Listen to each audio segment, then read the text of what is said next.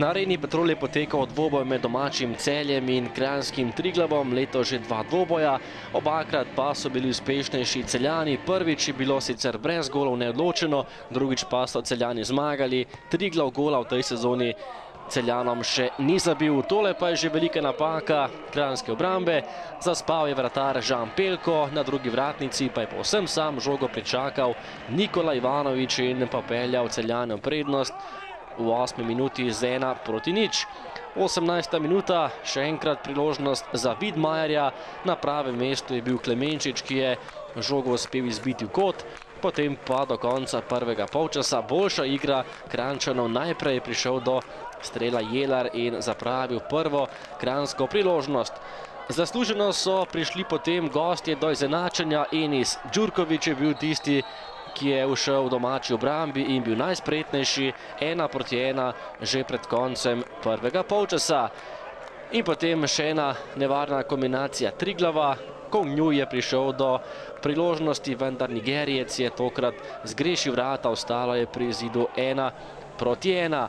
V drugem delu pa kar živahno, najprej priložnost za Ivanoviča, ki je preveč preigraval, na koncu je stržil samo udarec iz kota. Še enkrat nevarni domači Grof je žoga pred vrata in visoko prek vrat je meril tokrat Bajde. Nato pa po 1 uri igre izjemna kombinacija Triglava. Po desni strani je prišel sam pred vrata Klemenčič, podal na drugo vratnico, kjer je bil najspretnejši Đurković in popeljal Kranjčane v prednost 1:2.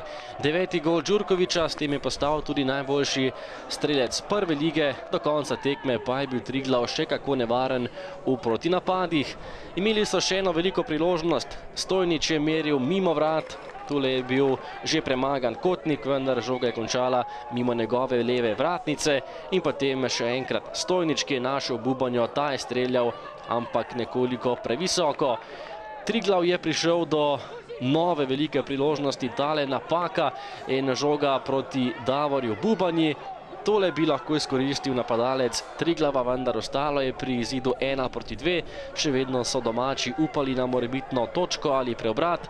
Kotnik je obranil še en strel Bubanji, ki ni bil pri strelu, in potem še zadnja akcija tekme. Vrhovec je poskušal z nogo, pa je žogo izbil Žan Pelko in to je bila tudi zadnja priložnost tega obračuna. Končni izid tekme na Areni Petrol, Celje Triglav 1:2.